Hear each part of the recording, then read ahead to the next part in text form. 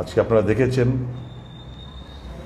দুটো মিছিলই আপনারা দেখেছেন, মনোনয়নপত্র দাখিল হয়েছে ভারতীয় জনতা পার্টির এবং কংগ্রেস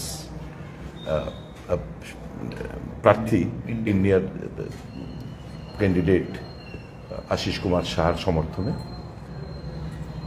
দুটোর মধ্যে যে পার্থক্যটা সবাই বলা বলি করছে আগরতলা শহরের মানুষ, একটা চিত্র পরিষ্কার, জোর করে এনেছে অর্ধেকের বেশি লোক হাঁটেনি,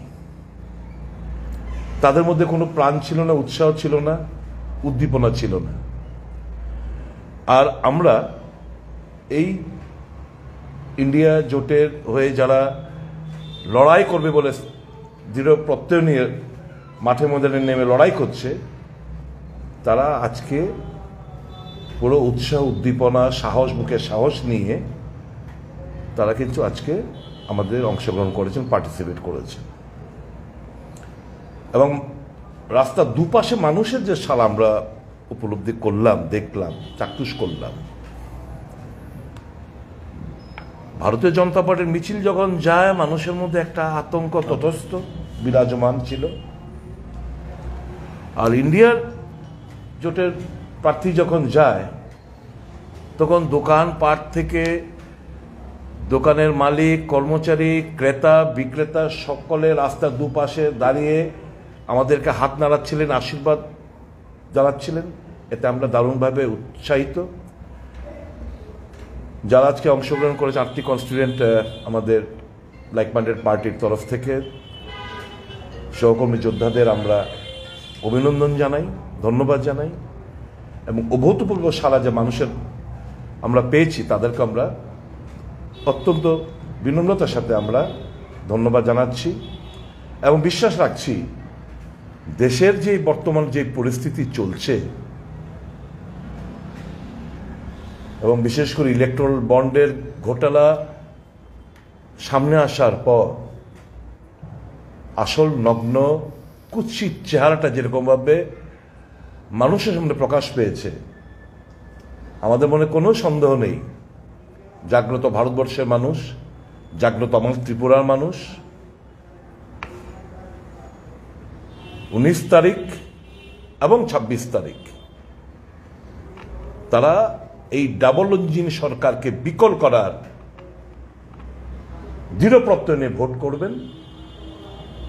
এবং আবেদন থাকবে সকলের কাছে, ভয় ভীতি উপেক্ষা করে ত্রিপুরার যে আমাদের ঐতিহ্য, উৎসবের মেজাজে ভোট, সেই ভোটে সামিল হওয়ার জন্য যে যার ভোট দেবে, উৎসবের মাঝে যে ভোট দেবে, কাজে সকাল সকাল বেরিয়ে এসে সমস্ত ভয় ভীতি প্রলোভন উপেক্ষা করে মানুষ আমাদের আশীর্বাদ করবেন, সে বিশ্বাস আমাদের রয়েছে।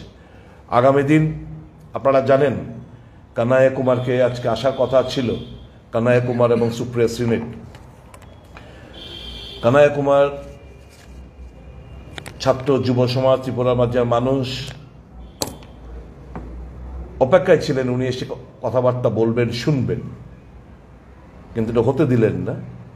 আমি ইলেকশন কমিশনকে আমি দোষ দেব না, কিন্তু তাদের ব্যর্থতা আমি মনে করে দিতে চাই। যারা এই সমস্ত পারমিশন রেকর্ড করে, তারা শাসক গোষ্ঠীর চাপে পড়ে এই সমস্ত পারমিশনগুলো দেয়নি। যেমন ফায়ার ব্রিগেড, পিডাব্লিউডি, বিভিন্ন এই ধরনের ওয়াটার সাপ্লাই, ইলেকট্রিসিটি ডিপার্টমেন্ট, এদের থেকে খুচরো খুচরো যে পারমিশনগুলো নিয়ে জমা দিত, এরা পারমিশন না দেওয়ার প্রেক্ষিতে যারা পারমিশনটা দেওয়ার কথা তারা দিতে পারেন। কাজে আমাদের এখানে মাইক লাগাইতে দেয়নি, আমাদের মঞ্চ করতে দেয়নি, রিগ্রেট করেছে কালকে কখন সন্ধ্যাবেলার পর। তারপরে আমরা কথা বলে আমরা ওনাকে অনুরোধ করলাম যে আপনার আসার দরকার নেই, আপনার একটা ফার্দার একটা ডেট আপনার সঙ্গে আলোচনা ক্রমে আমরা ইন্ডিয়ান যারা জোট কনস্টিটিউয়েন্ট পার্টি রয়েছে আমরা বসে 2 দিনের প্রোগ্রাম আপনার করতে হবে। উনি রাজি হয়েছেন এবং উনি আসবেন খুব শীঘ্রই। আর আমাদের স্টার ক্যাম্পেনারও আমাদের এখানে আসবেন, প্রত্যেকটি রাজনৈতিক দলের যারা বিশিষ্ট নেতৃত্বরা রয়েছেন ওনারা আসবেন। সীতারাম ইয়েচুরি, প্রকাশ কারাত থেকে শুরু করে রাহুল গান্ধী, প্রিয়াঙ্কা গান্ধী থেকে শুরু করে আরও যারা যারা রয়েছেন স্টার ক্যাম্পেনার এখানে আসবেন, প্রচার করবেন। আমাদের দৃঢ় বিশ্বাস আগামী দিন এই রাজ্যের মানুষের স্বার্থে গণতন্ত্র পুনরুদ্ধার এবং সংবিধান বাঁচানোর যে আমাদের লড়াই, সেই লড়াই এটা সিপিএম কংগ্রেস বা এই 8টি দলের লড়াই নয়। এই লড়াইটা প্রত্যেকটি নাগরিকের লড়াই, আপনাদের অস্তিত্ব লড়াই। আমরা হেরে গেলেও আমরা টিকে থাকব, দল থাকবে, কিন্তু আপনার যে কথা বলার, মত প্রকাশ করার, চলাফেরার, পূজা অর্চনা করার সাংবিধানিক যে রাইটগুলো রয়েছে সেগুলো কিন্তু খর্ব হতে যাচ্ছে। কাজে সাধু সাবধান।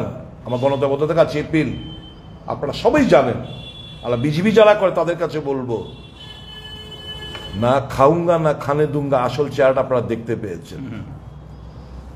এত বড় ডাকাত, চোরাই বড়, এত বড় ডাকাত, আর ওই